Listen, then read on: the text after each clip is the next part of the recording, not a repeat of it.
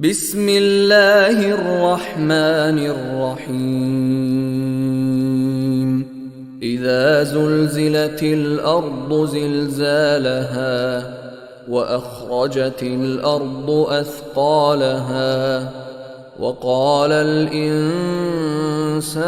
ما لها يومئذ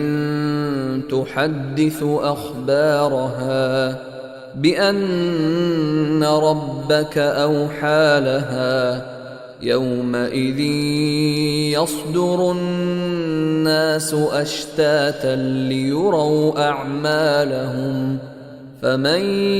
يعمل مثقال ذرة خيرا يره ومن يعمل مثقال ذرة